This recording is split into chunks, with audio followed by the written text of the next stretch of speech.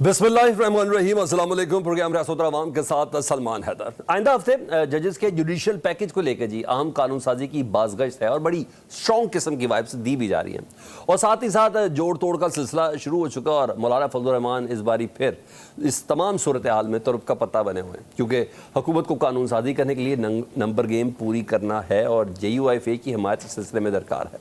Pakistan Peoples Party के साथ मामला पहले से सेट हो चुके हैं और यही वजह है कि एक तरफ जहां PTI मौलाना को अपोजिशन के ग्रैंड अलायंस से जोड़ने की कोशिश करी तो वहीं जोड़ तोड़ के बादशाह आसिफ अली जरदारी साहब मौलाना को अपोजिशन से तोड़ने के लिए मैदान में आए। कल उन्होंने वज़ीर दाखिला मोहसिन नकवी के हमरा मौलाना साहब से मुलाकात की और मौलाना को एक अदद बंदूक भी गिफ्ट की, पिस्टल गिफ्ट की। अब मौलाना इस सारी सूरत हाल में अपना सियासी वज़न अपोजिशन के पलड़े में डालेंगे या हुकूमत के, यकीनन ये एक अहम तरीन सवाल है। खैर, ज़राए के हवाले से इत्तलात तो बहुत ज़्यादा बिल्कुल मुख्तलिफ हैं कि कहीं मौलाना साहब ये भी कहते हैं कि ज़ाती ताल्लुकात अपनी जगह, लेकिन सियासत में हम बहुत आगे जा चुके हैं। लेकिन बहरहाल दूसरी जानिब हुकूमत बज़ाहिर अदालती कवानीन में छेड़छाड़ के तासर को रद्द कर रही और नहीं। वज़ीर इत्तलात अता तारड़ साहब का कहना है कि चंद माह पहले जजेस की मुद्दत में तौसीह की बहस हुई थी, लेकिन इस वक्त कम से कम एजेंडे में नहीं है, बल्कि लेजिस्लेटिव जो कमेटी है उसमें भी अदलिया से मुतालिक तरमीम पर बात नहीं हुई है।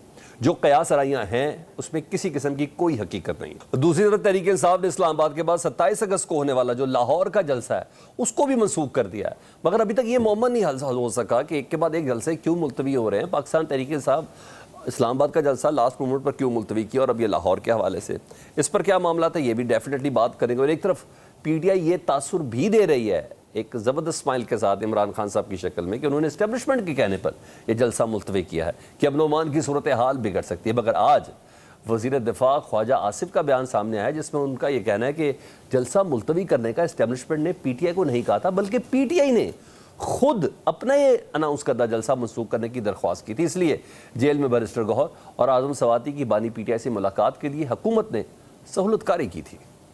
ये सारा जो सिलसिला था जलसा मंसूख करने का, इसमें इस्टेब्लिशमेंट का कतई तौर पे कोई रोल नहीं। उन्होंने जो भी जिन लोगों को भी उन्होंने अप्रोच किया होगा, जेल की इंतज़ामिया को अप्रोच किया है या होम डिपार्टमेंट को अप्रोच किया है, उन्होंने यही कहा होगा कि हम जलसे की मनसूखी के लिए जो है ना उनको मिलना चाहते हैं। तो मेरा ख्याल है इस किस्म की जो ऑफर हुई है तो इंतज़ामिया को इनकार करने की क्या ज़रूरत थी, उन्होंने सहूलतकारी कर दी। ख्वाजा आसिफ ने सारा मलबा PTI पर डाला है और हकीकत क्या है ये सवाल है। इसके अलावा तहरीक इंसाफ जो कि बानी PTI की गिरफ्तारी के बाद से अंदरूनी इख्तलाफात का शिकार है और पिछले चंद दिनों में इन इख्तलाफात में शिद्दत इस हद तक आई है बल्कि हिद्दत इस हद तक आई है कि पार्टी के जो रहनुमा हैं वो इस्तीफ़ा भी देने लगे थे। अब अंदरूनी इख्तलाफात को ख़त्म करने के लिए साबिक सदर आरिफ अलवी साहब को एक टास्क दिया गया, एक कमेटी तश्कील दी गई है। दूसरी जानिब पंजाब में पावर शेयरिंग के हवाले से नून लीग और पीपल्स पार्टी के रहनुमाओं की एक अहम बैठक हुई गवर्नर हाउस में। इसमें क्या तय पाया, कहा तो जा रहा है पीपल्स पार्टी की तमाम ख्वाहिशें पूरी हो गई और मरीम हुकूमत को लेकर जो तहफ़्फ़ुज़ात थे वो भी काफ़ी हद तक दूर हो गए। इन तमाम मामलों पर बात करेंगे। मेहमानों से आपका मैं तारुफ़ का ज़िशान रफ़ीक साहब, वज़ीर बल्दियात पंजाब नून लीग के रहनुमा, जहां आरा भट्टू साहबा पीपल्स पार्टी के रहनुमा है, vice chairman Punjab social protection authority, ये हमारे साथ प्रोग्राम में जी। अहमद अवैध साहब वकील पाकिस्तान तहरीक इंसाफ और रहनुमा, ये हमारे साथ मौजूद है। तो सबसे पहले ज़िशान रफ़ीक साहब, मैं आप ही से एक सवाल रख दूँ, चाहे इसके कि मैंने दीगर पोलिटिकल क्वेश्चन करने, मगर ये मुद्दा जान ही नहीं छोड़ा 22 अगस्त के बाद से।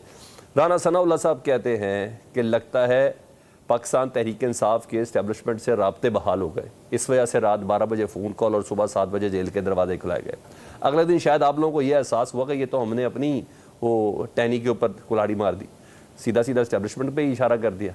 तो फिर अकील मलिक साहब कहते हैं कि नहीं हमने वज़ीर आला KPK को दरख्वास्त दी कि ये जलसा मुलतवी होना चाहिए, दरख्वास्त दी और फिर इमरान खान साहब से मुलाकात करी, तमाम फैसिलिटेशन की गई। आज ख्वाजा आसिफ साहब कहते हैं PTI खुद जलसा नहीं करना चाहती थी, वो दरख्वास्त दे दी। वो सर किसी एक पासे टिक जाओ ना तुसी। सलमान भाई, गुजारिश ये है जी कि जलसा PTI का था। PTI ने जलसे के बारे में एक पूरी हाइप क्रिएट की और बड़े बड़े दावे किए, बड़े बड़े बुलंदोबाग दावे इन्होंने किए और मुख्तलिफ इनके रहनुमाओं की आप स्टेटमेंट्स निकाल के देख लें कि जलसा हसरत किया जाएगा, जलसा जो मर्ज़ी हो वो होगा। उसके बाद जलसा इन्होंने खुद मनसूख कर दिया। अब बात ये है कि ये जलसे से खुद भागे हैं, ये खुद इसमें सेफ एग्ज़िट चाहते थे, इनसे लोग इकट्ठे होने का इनका जो प्लान था वो इनका बिल्कुल फेल हो गया, नाकाम हो गया। और बुनियादी चीज़ ये है कि आप खुद देखें कि PTI जो ना जिस तरह से अंदरूनी इस वक्त इंतशार का शिकार है। इस वक्त उनके अंदर जो ग्रुपिंग बनी हुई है, इनके अपनी जो लीडरशिप है, उनके डिफरेंट बयान आते हैं और इनका ये भी नहीं मालूम था। मुझे बताएं कि उस जलसे को हेड कौन कर रहा था? उस जलसे को हेड वज़ीर आला KP कर रहे थे, उस पर शेर अफजल मरवत कर रहे थे, उसको जो इनके चेयरमैन हैं इस वक्त पार्टी अच्छा, के, आप वो कह कर रहे रहे हैं कि PTI ने खुद जलसा मंसूख तो किया। बात ये सर, तो कुछ समझ आती है वैसे इस बात की कि रात तक PTI कह रही है कि हर हाल में जलसा होगा, इस्लामाबाद की क़यादत कह रही है अगर मैं मर जाऊं तो मेरे जनाजे समेत जलसा करना। फिर इमरान खान साहब ने कहा कि चाहे कुछ भी हो जलसा कामयाब होना चाहिए, दोपहर में बात हो रही है। मुझे फिर बताएं कि अचानक सुबह PTI कह रही है कि 9 हम बजे खुद आगे नहीं प्रेस चाहते। कॉन्फ्रेंस किसने की थी कि हम जलसा मनसूख कर रहे हैं? सर, ये उससे पहले PTI की ने बैकग्राउंड सुन लेना। नहीं, ख्वाजा आसिफ मेरी- कह रहे हैं कि दरखास्त की थी, दरखास्तें राणा साहब कह रहे भी- हैं एस्टेब्लिशमेंट के साथ लगता है राब्ते बहाल हो गए। अकील ये मलिक साहब तो- कह रहे हैं ये तो हुकूमत वक्त ने opinions खुद हैं। दरख्वास्त की थी। देखें, ये तो ओपिनियंस हैं, हर एक की अपनी ओपिनियन हो सकती सर, है। सरकारी ओहदे पे मेरी गुजारिश वजीर सुनिए। दिफा है, हाजा वो आसिफ मुशीर साहब है, ने वो जो भी बात मुशीर है। की है वो उस बात में मैं तो ज़्यादातर मैं समझता हूँ उस बात में वजन है। अच्छा। इसलिए कि इन्होंने खुद ही दरखास्तें कर रहे थे, इन्होंने खुद आके पब्लिक में अनाउंसमेंट की कि हम जलसा मनसूख कर रहे हैं और अगली डेट उन्होंने दे दी कि जी 8 तारीख को जलसा करेंगे। स्वाति साहब ने जाके मुलाकात करके आके खुद ये बात की है, तो मतलब ये कहने का है कि ये तो इनकी अपना प्लान था, इन्हें पता था कि आज हमें नाकामी होनी है। फैसिलिटेट किया आप लोगों ने PTI को। देखिए, बात ये है कि जलसे की उन्होंने इजाज़त मांगी, कुछ रीज़न की वजह से जो वहाँ पे मुमकिन नहीं हो सकता था, उनकी इजाज़त नहीं मिली, तो हमने इनको क्या फैसिलिटेट करना था इस मामले में। ये इनके लोग ही नहीं निकले, इनके लोग ही नहीं आए, लोगों ने इनकी बात पे यकीन ही नहीं किया। मुझे बताएं कहाँ से काफिले चले थे, रास्ते में रह गए। जब जलसे होते हैं तो जलसों की तैयारियां एक दिन पहले होती हैं, लोग चल पड़ते हैं, काफिले चलते हैं, एक दिन पहले चलते हैं। मुझे बताएं कि पूरे पंजाब में, KP में, सिंध से 144 मोटरवे आपने बंद की भी, मुझे बताएं ना, सारी आपने रात से लोगों को आप उठा रहे हैं। मुझे बताएं मोटरवे कहाँ बंद थी, कहाँ से बंद थी? मुझे बताएं ना, एक सेकंड मुझे बताएं ना। लाहौर नहीं, लाहौर से इस्लामाबाद, पंजाब के जिन एरियो से जाना, मुझे बताएं कि किसी भी जिले में कोई मूवमेंट इनकी थी, कहीं को नजर आया कि ये गेर इनको रास्ते में रोका गया, इनका कोई जुलूस नजर आया हो, कहीं से कोई लोग निकले हों, अच्छा, कहीं को नजर आया, कोई एक आपका पॉइंट आ गया। अहमद अवैस साहब से पूछ लेते। अहमद अवैस साहब, मुझे ऐसा लग रहा है ये हुकूमत, इस्टेब्लिशमेंट, कुछ भी हो ना, ये सारी सिचुएशन को ना 22 अगस्त का जलसा जो मुल्तवी है, इसको थोड़ा ग्रे हालत में रखना चाहती है। जैसे कि बहुत सी चीज़ें क्लियर है, ये किसी एक की तरफ से रिक्वेस्ट या दरख्वास्त नहीं है, ये मामला बड़ा सोच विचार कर इमरान खान साहब के सामने किया गया है। दफ़ा 144 पंजाब में है, मोटरवे सारी बंद की हुई है, इस्लामाबाद की तरफ जाने वाले रास्ते बंद किए हुए। कोई असल कहानी आप बता दें, क्योंकि इमरान खान साहब की तो मुस्कुराहट ये थी कि नहीं, इस पे मौजू पे ना ही बात करेंगे, किसने रात को 12 बजे फ़ोन दिया, किसने सुबह 7 बजे मुलाकात करवाई, कौन ये सारा राब्ताकार था। आपके पास कुछ खबर है जी? ज़रा बता दें प्लीज़। बिस्मिल्लाहिर्रहमानिर्रहीम। देखिए, पहली बात तो पहले तो ये है कि आपकी आवाज़ इतनी डिम आ रही है कि मेरे लिए इसे वेरी डिफ़िकल्ट टू हेयर। अच्छा जी। वैसे मैं आपको जो आपका सवाल है उसके ऊपर मैं बात करूंगा, और वो ये है कि देखिए, जलसा नहीं हुआ, ये एक इतना बड़ा इशू नहीं है कि मुल्क के इतने अहम मामला छोड़ के हम जलसे के होना या ना होने के ऊपर ही हम टाइम सारा सर्व कर दें। ठीक है, बहुत सारे मैटर होते हैं, पॉलिटिकल मैटर्स हैं, अगर वो वहाँ पे डायरेक्टली और इनडायरेक्टली इनको इतला दी गई कि जी वहाँ पे ये सिक्योरिटी रीज़न है, मैं ये इतलात आई हैं, वहाँ ये ख़तरात हैं, फ़लाँ हैं और ये होगा, और सारे रास्ते मसदूद कर दिए, बंद कर दिए इन्होंने, मोटरवेज़ बंद कर दी, सब कुछ किया, तो बहुत सारे, और उनको इनवर्डली बताया भी गया कि वहाँ पे हमें ये इस किस्म की इतलात आई हैं। शायद उन वजूहात की बना पर अगर जलसा मुलतवी कर दिया तो कोई ऐसी बड़ी बात नहीं है। वो 8 तारीख फिक्स कर दी है।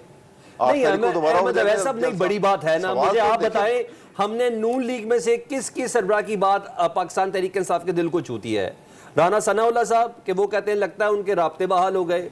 अकील मलिक साहब, वो भी मुशीर हैं कानून और इंसाफ, वो कहते हैं कि हमने दरख्वास्त की। आज ख्वाजा आसिफ साहब ये कहते हैं कि पाकिस्तान तहरीक इंसाफ ने दरख्वास्त की जलसा मुलतवी करने के हवाले से, क्योंकि ये आम एक्टिविटी नहीं है ना, पूरे मुल्क में एक हाइप थी 22 अगस्त के हवाले से। देखिए, मैं कोई दरख्वास्त नहीं की, तहरीक इंसाफ की तरफ से कतन कोई दरख्वास्त नहीं आई मुलतवी करने के लिए, बिल्कुल किसी किस्म की कोई दरख्वास्त नहीं आई है। और अगर वो कह रहे हैं ये ख्वाजा आसिफ साहब कह रहे हैं कि जी ये इनके राना सनाउल्लाह कह रहे हैं कि जी इनके रवाबित जो हैं बहाल हो गए हैं या आपस में कोई रवाबित बन गए हैं। तो क्योंकि वो फेडरल मिनिस्ट्री के अंदर, कैबिनेट के अंदर हैं, मौजूद हैं वो एज एडवाइज़र, तो उनकी इतला जो है वो ज़्यादा जो है हो सकती है कि वो सच्चाई के ज़्यादा नज़दीक हो, ये उनको मालूम होगा, मुझे तो मालूम नहीं है। इसलिए अगर ऐसी बात भी है तो कोई ऐसी अचंभा की बात नहीं है। जो राब्ते जो हैं वो टूटते भी रहते हैं, बनते भी रहते हैं। और अगर किसी बात के ऊपर, अगर इस्टेब्लिशमेंट से कोई इस मामले के ऊपर on a very small issue कोई राब्ता हुआ भी है, या उन्होंने कहीं रिक्वेस्ट की है और इन्होंने कहा होगा कि हम नहीं कर रहे, या कोई वजूहात होंगी, तो ये इतनी बड़ा इशू नहीं है कि हम इतने बड़े इश्यूज़ को छोड़ के इनके ऊपर अपना वक्त ज़ाया करें। ठीक है, नहीं हुआ जलसा, कोई बात नहीं है। क्वेश्चन ये है कि क्या पीटीआई की कोई वोट बैंक तो ख़त्म नहीं हो गया? आज भी लड़ना चाहते हैं तो आके लड़ लें। ये तो फेक सीटों पे झूठे मैंडेट के ऊपर आके बैठ के, झूठे ओथ के ऊपर बैठ के बातें कर रहे हैं। इनको ये तो इस किस्म की बातें इसलिए वैसे मैं आगे बढ़ जाता हूँ ना, वैसे साहब आपका पॉइंट आ गया, लेकिन अगर आप कह रहे हैं कि कोई क्वेश्चन नहीं है ना, तो ये क्वेश्चन अलीमा खान साहबा को समझाना चाहिए ना, ये क्वेश्चन पीटीआई की क़यादत को समझाना चाहिए कि भाई क्वेश्चन नहीं, आप क्यों क्वेश्चन खड़ा कर रही हैं। कहा उन्होंने पीटीआई के वोटर और सपोर्टरों को समझाना चाहिए जिनको दुख है। मैं कहता हूं कि कोई भी एक कंट्रोवर्सी है ना, एक कंट्रोवर्सी है वो डाई डाउन हो गई विद द टाइम, एक नया डेट फिक्स हो गई। अब जो कोई गलतियां अगर हुई भी हैं, कोई कोताहियां हुई भी थी, तो आइंदा नहीं होंगी। देखिए ना, इसको पॉजिटिव टोन में 27 अगस्त का क्यों कैंसिल किया लाहौर का जलसा? हम ढोल पीटते रहेंगे। सर 27 अगस्त का जलसा लाहौर का क्यों किया कैंसिल? वो इस वजह से किया कि प्लान ये था कि पहले फेडरल गवर्नमेंट में वहाँ पे इनका जो है हाई कमांड का जो जलसा बड़ा होना था जहाँ इस्लामाबाद में, वो हो जाएगा, तो उसके बाद लाहौर का जलसा होना था। ठीक है, क्योंकि वो मुलतवी हुआ है तो इसलिए ये भी मुलतवी कर दिया। अब 8 तारीख के बाद की डेट इसकी होगी जो लाहौर के अंदर होगा, और ये आप देखेंगे ये बड़ा भरपूर होंगे दोनों जलसे, इस वजह से कि अब विद टाइम एक और तब्दीली आएगी। मोस्ट लाइकली तमाम इलेक्टेड मेंबर जो है ना, सेनेट टू नेशनल असम्बली, वो पार्टिसिपेट करेंगे रैली की शक्ल में भी इस्लामाबाद में। लाहौर में जितना प्रोविंशियल असम्बली के जितने मेंबर्स हैं और जितने रिजर्व सीट्स के मेंबर्स हैं, वो बाकायदा निकलेंगे, उनके साथ वकला होंगे, उनके साथ इनके कारकुनान होंगे। ठीक है, बाहर निकलेंगे आपके सामने, अब देखिएगा। ठीक है, मैं सब जो है उसकी डेट अलग होगी। तो ये मामलात जो हैं ये तो होते रहते हैं। ठीक है सर, आपका पॉइंट आ गया। मैंने अभी पॉलिटिकल सिचुएशन पे भी बात करनी है आपसे, जुडिशियल पैकेज पे भी बात करनी है जिसके हवाले से बड़ी हवा है। मैं जहांरा भट्टू साहबा को जरा गुफ्तगू में शामिल कर लूं, और जहांरा भट्टू साहबा आपको गुफ्तगू में शामिल करने से पहले मैं जरा बैरिस्टर अकील मलिक साहब का वो शॉट आपको सुनाऊं जिस पे एक सॉलिड ग्राउंड में मुझे ज़िशान रफीक साहब भी बिल्कुल समझा नहीं पाए कि दरअसल मामला है कि किसकी बात हमने माननी है। जी जहांरा भट्टू साहब, एक राब्ता हुआ, उसको ऑफिशियल ही समझा जाए, ज़्यादा बात करेंगे तो पेंडोरा बॉक्स खुल जाएगा। आप कुछ कंट्रीब्यूट करेंगी? ये 22 अगस्त का जलसा इतना ही सादा तरीके से ख़त्म हुआ? बिस्मिल्लाहिर्रहमानिर्रहीम। बहुत शुक्रिया सलमान साहब और बाकी हमारे पैनल पर जो लोग मौजूद हैं, मैंने उनकी गुफ्तगू सुनी है। और देखिए, ये जो पाकिस्तान तहरीक इंसाफ का जलसा मुलतवी किया गया है, तो पहली बात तो ये है कि ये एक जमात का अंदरूनी मामला है। इस वक्त उनके जो बानी हैं पीटीआई, वो जेल में हैं, और मैं ये समझती हूँ कि इस वक्त जो सूरत हाल है पार्टी की, वो इस पोजीशन में नहीं होंगे शायद कि वो इस तरह से जलसा कर सकते, क्योंकि जमातों के लिए बहुत मुश्किल हो जाता है जब उनके लीडर जो होते हैं वो जेलें काट रहे होते हैं, या उनके बाकी जो सरकर्दा लीडरान हैं जमात के, वो कई लोग मफरूर हैं और कई जेलों में हैं, कईयों पर मुकदमात चल रहे हैं।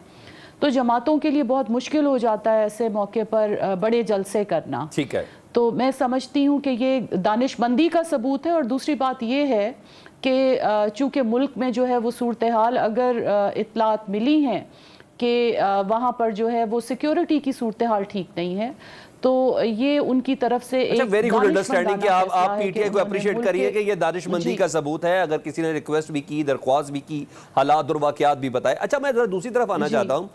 हुकूमत इस बात को क्लियर कर रही है वजारत इत्तलात के ज़रिए और दीगर टॉक शोज़ पे भी कि हमारे पास तो 2/3 मेजॉरिटी है नहीं, इसलिए हम किसी किस्म की कोई आइनी तरमीम तो ला नहीं रहे, ना ही लेजिस्लेटिव कमेटी के पास ऐसी बात कोई ज़ेर गौर है।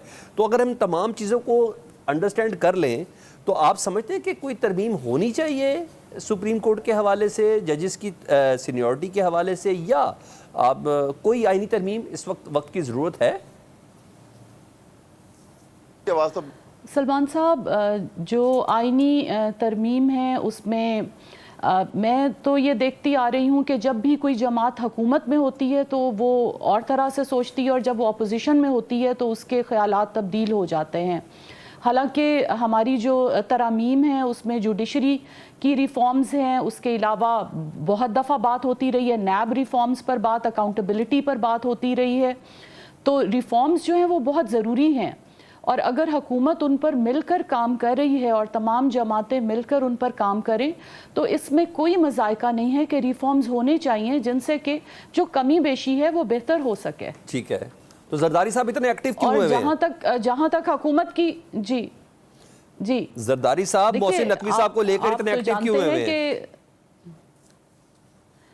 प्रेसिडेंट साहब जो हैं वो इंतहाई ज़ीरक सियासतदान हैं, और उन्होंने ये समझा है कि इस वक्त उनके एक्टिव होने की ज़रूरत है पॉलिटिकली। सदर का ओहदा जो है वो तो आइनी ओहदा होता है, लेकिन अगर उन्होंने समझा है तो वो पाकिस्तान के मुफाद में समझा है, पाकिस्तान के आइन के मुफाद में, पाकिस्तान की सालमियत के मुफाद में वो एक्टिव हुए हैं। और उसमें मौलाना फजलुर रहमान साहब का जो रोल है, उनका ख़ानदान जो है, उनके वालिद जो हैं, उनका भी बड़ा रोल रहा है पाकिस्तान की पॉलिटिक्स में। तो मौलाना जो हैं वो मैं समझती हूँ कि गीली मट्टी पर वो अपना पैर नहीं रखते कभी भी, और मौलाना फजलुर रहमान कभी भी ऐसा कोई सियासी फैसला नहीं करेंगे जो पाकिस्तान के मुफाद के ख़िलाफ़ होगा। ठीक है, आपका पॉइंट आ गया। ज़ीशान रफ़ीक साहब, इससे पहले कि मैं ब्रेक में जाऊं, लेकिन आपसे यही सवाल है, पार्लियामेंट का मुश्तरका इजलास भी बुला लिया गया 28 तारीख को। अता तारड़ साहब कहते हैं कि कोई जुडिशल पैकेज किसी किस्म का लाने का प्लान भी नहीं है, कोई तरमीम भी नहीं हो रही। क्या मैं आपकी इन बातों पर इसी तरह यकीन कर लूँ? देखें जी, एक तो मैं ज़रा छोटा सा कमेंट करना चाहूँगा। अहमद अवैध साहब की बात मैंने सुनी, आपने खुद उनकी बात सुनी। वो जलसे के हवाले से ये कह रहे थे कि 8 तारीख को हम जो है ना अपने MPAs MNAs उनको साथ लेके आएंगे, यानी कि इस वक्त उनकी तैयारी बिल्कुल भी नहीं थी। और मैं एक बात बताऊँ आपको, 8 का भी जलसा इनका कैंसिल होगा। 8 का भी जलसा कैंसिल होगा। आज मेरी बात आप नोट कर लें, 8 का भी जलसा कैंसिल होगा।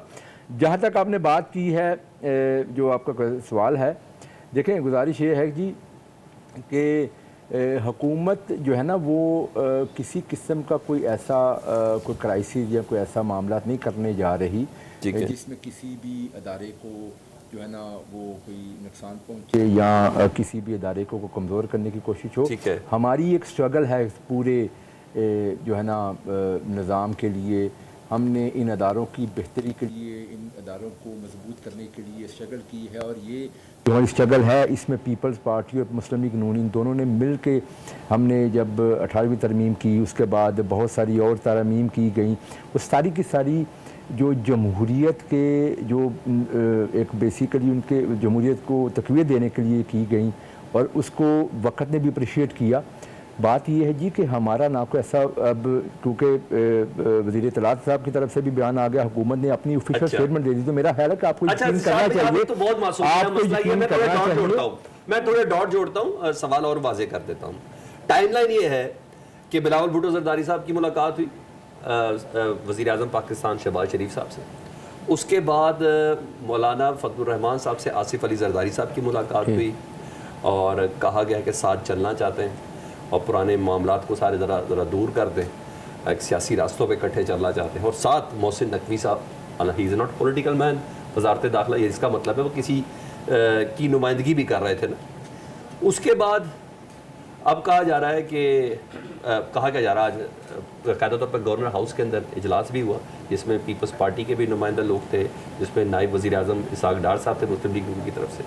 तो ये चीज़ें गैर मामूली है ना। जहां आसिफ अली जरदारी साहब को आपकी सीएम साहबा या हमारी सीएम साहबा रिसीव करने नहीं जाती, वहां एकदम तमाम चीजें मान ली जाएं, तो इसका मतलब है कि दरपर्दा कुछ ना कुछ है जो पीर और ये कमिंग हफ्ते के दौरान कुछ होने वाला है हुकूमत की तरफ से। देखिए जी, मेरी बात सुने, मैं आपको बात बताऊं कि जितनी जमातों का आपने जिक्र किया, क्या हम पहली दफ़ा मिलने जा रहे हैं? मौलाना साहब के साथ पाकिस्तान पीपल्स पार्टी और मुस्लिम लीग नून का एक इत्तेहाद रहा है।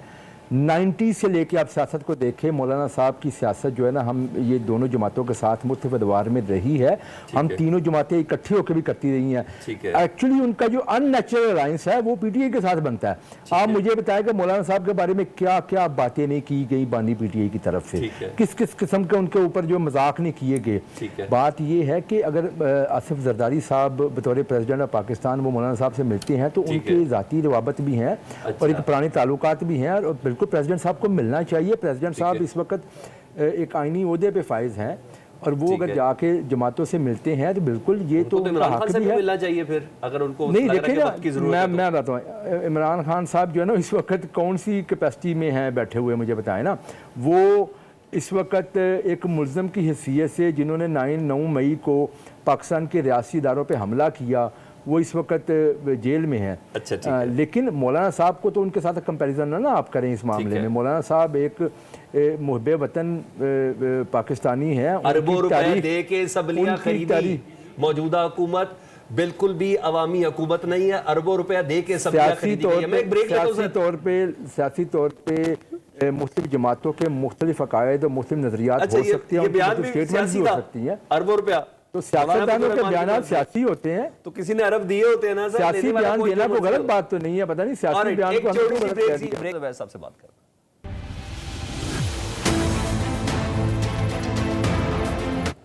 Welcome back. अहमद वैसा ये तो तय है कि कहीं ना कहीं सफ़बंदियाँ चल रही हैं, पाकिस्तान तहरीक इंसाफ में भी चल रही है, हुकूमत और उसके इत्तेहाद में भी चल रही है, और ये अगस्त का ये वाला वीक और फिर सितंबर हर लिहाज से आम है। कानून साजी के हवाले से भी, अदालतों के हवाले से भी तफसीली फ़ैसले भी सामने आ रहे हैं। ये जो आसिफ अली जरदारी साहब की मुलाकात मोहसिन नकवी साहब की मौजूदगी में जो हुई है मौलाना फजलुर रहमान साहब से, आप क्या एक्सपेक्ट कर रहे हैं इस मुलाकात से? ऐसा महसूस होता है कि ये मौलाना के साथ जो मुलाकात जरदारी साहब की हुई है, और उसमें जो प्रेजेंस ऑफ मोहसिन नकवी जो है ना, ये बड़ी सिग्निफिकेंट है। ठीक है, क्योंकि मोहसिन नकवी जो हैं वो एस्टेब्लिशमेंट को रिप्रेजेंट करते हैं, वो किसी पॉलिटिकल पार्टी को तो रिप्रेजेंट नहीं करते। फाइन, बिल्कुल सही।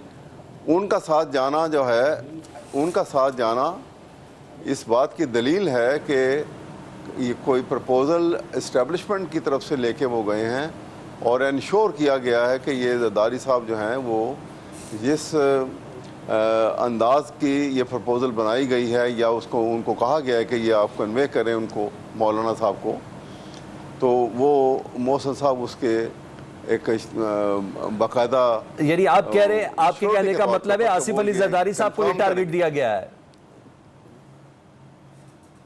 हाँ जी, आसिफ अली जरदारी साहब को ये टारगेट दिया गया है फ्यूचर की जो लेजिस्लेशन है कानून साजी के लिए, मौलाना फजलुर रहमान साहब को भी शामिल किया जाए, ताकि वो आईनी है तो 2/3 मेजोरिटी रिक्वायर्ड है। जी हाँ, शामिल मेरे ख्याल में उनको कोई ना कोई उन्होंने कोई बेट देने की कोशिश की होगी यकीनन, क्योंकि एस्टेब्लिशमेंट का वहाँ पे जाना, उनका नुमाइंदा जो है और उनका सबसे कॉन्फिडेंशियल नुमाइंदा जो है, जिसने बहुत बड़ा रोल प्ले किया as caretaker chief minister, और उसी बात को उनको ये एक फर्दर उनको ये फैसिलिटेट किया गया कि उनको इंटीरियर मिनिस्टर बना दिया गया और सेनेट का मेंबर बनाया गया। ठीक है, तो वो उनके कॉन्फिडेंशियल आदमी हैं, वो उनका जाना जो है कि इसका मतलब है कोई प्रपोजल लेके गए हैं। ठीक है, और वो प्रपोजल जो है वो मनोवन जैसे वहाँ से बन के गई होगी, वो वहाँ कन्वे हुई होगी। ठीक है, ये लगता है मुझे। बहरहाल ये मौलाना फजलुर रहमान जो हैं वो मैच्योर पॉलिटिशियन हैं, वो देखेंगे कि इसकी आगे जो है इन द लॉन्ग रन उसका फायदा होता है या नुकसान होता है। मौलाना फजलुर रहमान साहब आसिफ अली जरदारी साहब से ही मुतल्लिक कहा ना उन्होंने कि भाई अरबों रुपए देके असम्बलियाँ खरीदी गई और फिर असम्बलियाँ बेची गई, तो फिर मौलाना साहब भी सियासी तौर पर बहुत आगे जा चुके। जी अब यकीनन जा चुके हैं और मैच्योर पॉलिटिशियन है, मैंने महसूस किया ओवर द ईयर, अगर कोई पॉलिटिशियन ने बहुत ज़्यादा एक्सेल किया है और पॉलिटिकल मैच्योरिटी दिखाई है तो वो मौलाना फजलुर रहमान है। ठीक है, और उनकी बात में वजन भी है और उसमें फोरसाइटेडनेस भी है। वो एक मायोपिक लीडरशिप। ओके, आपका पॉइंट आया, लेकिन मुझे इसके साथ एक और सवाल आपसे करना है। आरिफ अलवी साहब के पास कितना कुछ जबरदस्त टारगेट दिया गया और वो कितना कामयाब हो सकता है अंदरूनी इख्तलाफात खत्म करने के हवाले से? क्योंकि मैंने बताया कि सफबंदी तो हो रही है, जहां हुकूमत अपने साबका इत्तेहादियों से मिलती हुई नज़र आ रही है, वहाँ पाकिस्तान तहरीक इंसाफ के अंदर इख्तलाफात तो हैं, धड़ेबंदी तो है, ये सब चीज़ें तो हैं। सुना आज KP के असम्बली के CM हाउस के अंदर भी एक इजलास हुआ है और बाकायदा तौर पर कुछ सिग्नेचर करवाए गए हैं एतमाद के हवाले से। देखिए, जो है ना, अलवी साहब को आप ये कह लीजिए कि उनमें मुझे, अगर आप कंपेयर करें मौलाना फजलुर रहमान को और डॉक्टर अलवी साहब को, तो वो जो ज़मीन आसमान का फ़र्क लगता है पॉलिटिकल मैच्योरिटी के अंदर। अगर जो पुराने वर्कर हैं, अलवी साहब भी वो जमात इस्लामी में भी रहे और फिर उसके बाद तहरीक इंसाफ के साथ भी, और काफ़ी एजिटेशन पॉलिटिक्स में भी रहे हैं वो। ठीक है, लेकिन वो फोरसाइट जो है वो मुझे उनमें नज़र नहीं आई। अच्छा, नहीं, अंदरूनी इख्तलाफात खत्म कर पाएंगे वो? आरिफ अलवी साहब PTI के अंदरूनी इख्तलाफात कम कर पाएंगे? इस कैपेसिटी में हैं वो? मेरा नहीं ख्याल कि उनमें वो होगा, लेकिन इख्तलाफात जो है कोई इतने बड़े सीरियस नौयत के पार्टी के अंदर तो मौजूद ऐसे नहीं है कि जो ख़त्म ना हो सके। ठीक है, अलबत्ता जो है इन जो मैनोवरेबिलिटी है ना, ठीक है, जो एक पार्टी की खासियत होती है और उसकी लीडरशिप के अंदर के power of manoeuvrability with the other political party, जो इंटरेक्शन होता है, ठीक है, वहां पे मेरा नहीं ख्याल कि वो उनमें वो काबिलियत उस हद तक मौजूद है। ऑलराइट सर, मतलब वैसे आपका पॉइंट आ गया। मैं महसूस करता हूं, ठीक है, मैं जहां मेरा व्यू है ये। ऑलराइट सर, जहां भट्टू साहब, मेरे पास खबर आई है बड़े बावसूख जराए के हवाले से कि मुज़ाकरात बड़े ज़बरदस्त तरीके से कामयाब हो गए, और जिन पॉइंट्स पे हुए हैं वो ये है कि पंजाब, जो आज गवर्नर हाउस में पीपल्स पार्टी के नुमाइंदों के और नून लीग के नुमाइंदों के दरमियान जो बात हुई है, उसमें यह है कि पंजाब के जिन अजला में पीपल्स पार्टी ने कामयाबी हासिल की है, वहाँ के अजला में उनकी मर्ज़ी के अफसरान तैनात होंगे। पीपल्स पार्टी का ये मानना था, ये डिमांड थी, और पंजाब में पीपल्स पार्टी को मुस्लिम लीग नून के अरकान के बराबर तरक्याती फ़ंड्स देने पर इत्तफाक किया गया है, और दोनों जमातों के रहनुमा इजलास की रिपोर्ट कायदीन को पेश करेंगे। मैडम, बस इतनी सी डिमांड थी आपकी? पंजाब का शेयर चाहिए था ताकि कानून साजी में मदद कर सके मरकज़ में? अच्छा, जहाँ तक पंजाब में या हुकूमत में शेयर की बात है, तो आप देखिए कि इस वक्त पाकिस्तान पीपल्स पार्टी जो है वो जमातों के लिहाज से हुकूमत में सबसे ज़्यादा मजबूत अगर पोजीशन है तो वो पाकिस्तान पीपल्स पार्टी की है। President of Pakistan Pakistan Peoples Party के हैं, नेशनल असम्बली के deputy speaker Pakistan Peoples Party के हैं, chairman senate Pakistan Peoples Party के हैं, सिंध में गवर्नमेंट पाकिस्तान पीपल्स पार्टी की है, बलूचिस्तान में पाकिस्तान पीपल्स पार्टी की है, 2 गवर्नर्स पाकिस्तान पीपल्स पार्टी के हैं। मुझे तो पूरी हुकूमत ही पीपल्स पार्टी की नजर आती है। तो अगर ये समझा जाए या ये देखा जाए कि पाकिस्तान पीपल्स पार्टी को कोई इक़्तिदार का लालच है या वो कोई बार्गेन करना चाहती है, तो ऐसी बिल्कुल बात नहीं है। पाकिस्तान पीपल्स पार्टी ने हमेशा असूलों की सियासत की है और पाकिस्तान के लिए कुर्बानियाँ दी हैं, जमहूरियत के लिए कुर्बानियाँ दी हैं, और अभी भी पाकिस्तान पीपल्स पार्टी PMLN के साथ हमारा जो अल्हाक हुआ है इस इलेक्शन के बाद, तो उसका एक ही सबसे बड़ी वजह है, वो ये है कि हुकूमत को मुस्तहकम किया जाए, ऐसा माहौल ना बनने दिया जाए मुल्क में जिससे कि अनारकी फैले, जिससे कि शरपसंदी फैले, जिससे कि किसी भी तरह से किसी तीसरी ताकत को मौका मिले और पाकिस्तान जो बड़ी मुश्किल से एक जमहूरी इक़्तिदार को संभालने की कोशिश कर रहा है, तो फिर से हम वहीं पर खड़े हो जाएं कि हमें समझना है कि अब आगे हमने क्या करना है। अच्छा, यानी पीपल्स पार्टी पॉलिटिकल मैच्योरिटी का मुजाहरा कर रही है। आप इजलास की देखिए, ये तो मैं फैसला आप पर छोड़ती हूँ। मैं ये समझती हूँ कि पाकिस्तान पीपल्स पार्टी के चेयरमैन बिलावल भुट्टो जरदारी इंतहाई समझदारी से वो चल रहे हैं, और उन्होंने वफाक में तो प्राइम मिनिस्टर साहब जो हैं वो बहुत ही उनकी शफकत है, उन्होंने कहा कि आप आएं और शामिल हो हुकूमत में। ज़िशान रफ़ीक साहब से बात कर लेता हूं। नहीं है कि पीपल्स पार्टी को हुकूमत का हिस्सा नहीं मिल रहा है, पीपल्स पार्टी को हिस्सा मिल रहा है, लेकिन हम चाहते हैं कि हम हुकूमत के साथ चलते हुए ऐसी ज़रूर चीज़ों की निशानदेही करें जो कि अवाम के मुफाफिक हैं। ठीक है, आप समझ रहे हैं? जी जी, मैं समझ। अवाम के मसाइल पर भी बात की जाए, ऐसा नहीं है कि सिर्फ हम इक्तदार में हिस्सा लेकर बैठे। ठीक है, ज़ीशान रफ़ीक साहब आप बताएं, ये तो खबर या तो इसको डिनाई कर दें क्योंकि ज़राए आप ही कह के खबर निकालते हैं और फिर ज़राए कह के बातें एक बार चल जाए, इसको टेस्टर भी कह लें या जो भी कुछ भी कह लें, लेकिन चीज़ें तो फ़ाइन हैं। अगर पीपल्स पार्टी अपना पॉलिटिकल हिस्सा मांग रही है पंजाब में तो कोई इतनी बुरी बात तो नहीं है। देखें जी, मैं एक बात आपको बताऊं कि वज़ीर आला पंजाब ने क्लियरली, आपको शायद याद होगा, आप रिकॉर्ड का हिस्सा है वो उनकी स्पीच पंजाब असम्बली में, आप उठा के देख लें।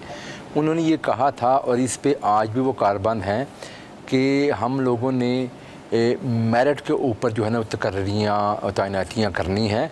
और यकीन मानिए कि पीपल्स पार्टी ने कभी भी इस चीज़ की डिमांड नहीं की कि उनको कोई अपनी मर्ज़ी का अफसरान चाहिए।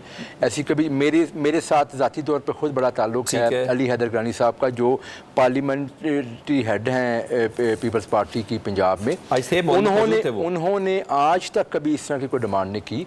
तो मैं समझता हूँ कि ये जो चीज़ें हैं ना, फंड्स की डिमांड की थी। देखें, नहीं, मेरी बात सुने, बुनियादी चीज़ ये है कि ये जो चीज़ें आप बयान कर रहे हैं ये इशू नहीं है, ना मुस्लिम लीग नून का है, ना पीपल्स पार्टी का इशू है कि अफसरान मर्ज़ी के लग जाए। असल जो चीज़ है वो ये है कि पाकिस्तान इस वक्त जिन हालात से गुज़र रहा है और ये बड़े मुश्किल हालात हैं, जो जिन हालात में ये गवर्नमेंट बनी है, और आपको पता है कि बड़े मुश्किल और टफ़ डिसीजन लिए जा रहे हैं, जिसकी कॉस्ट हमारी जो पॉलिटिकल एक जो हमारी आप समझ लें कि हम सियासी तौर पर उसकी कॉस्ट भी अदा कर रहे हैं, हमने पहले भी अदा की है। लेकिन बुनियादी चीज़ ये है कि लोगों को पाकिस्तान के पंजाब के जो गरीब अवाम उनको रिलीफ़ देना, इस सिलसिले में देखें हमारे उनसे बात भी होती है और मुस्लिम लीग नून भी इस चीज़ पे कारबंद है, पीपल्स पार्टी कारबंद है। जहाँ तक आपने बात की ना, देखें अगर ये होता ना कि कोई इक़्तिदार में हिस्सा लेना होता तो देखें ये तो डोर्स ओपन है, वो कैबिनेट में भी आ सकते हैं, वो फाक में भी जा सकते हैं, सूबे में भी आ सकते हैं। लेकिन देखिए इजलास होते हैं, हमारे इत्तेहादी हैं, हमने आपस में मिलकर बैठना पड़ता है। देखिए हमारे इत्तेहादी हैं, हमारी उनसे मुलाकातें होती रहती हैं और ये उस किस्म की मुलाकात है। देखिए एक बात मैं आपको एक बात और करना चाहूँगा जो अहमद अवैस साहब ने की, वो जो आप बात कर रहे थे कि जी मौलाना साहब के साथ और आरिफ अलवी साहब के ऊपर तो उन्होंने खुद अदम एतमाद कर दिया। बहुत शुक्रिया पीपल्स पार्टी से अहमद अवैस साहब, सबका बहुत शुक्रिया। प्रोग्राम के आखिर में ये कहूँगा कि ज़रूरी नहीं जो एक इल्म का आलिम हो वो दूसरे इल्म का भी उतना ही आलिम हो, ये कहा जा सकता है। वज़ीर दाखिला जनाब मोहसिन नकवी साहब चेयरमैन PCB भी हैं और आज एक बार फिर पाकिस्तान की क्रिकेट की तारीख़ में एक बड़ा जिसे कहते हैं अंधेरा बाब रकम हुआ, जहां T20 वर्ल्ड कप में उनकी चेयरमैनशिप के दौरान पाकिस्तान की बदतरीन कारकर्दगी नज़र आई। आज बांग्लादेश जिसने इतने प्रेशर में अपने मुल्क की हालात को देखते भी पाकिस्तान का दौरा भी किया और हमारी दावत पर आए और एक ज़बरदस्त फतह हासिल की, ये बहुत बड़ा क्वेश्चन मार्क है, बहुत बड़ा क्वेश्चन मार्क है। प्रोग्राम से सलमान राजा को इजाज़त दीजिए, अल्लाह हाफ़िज़।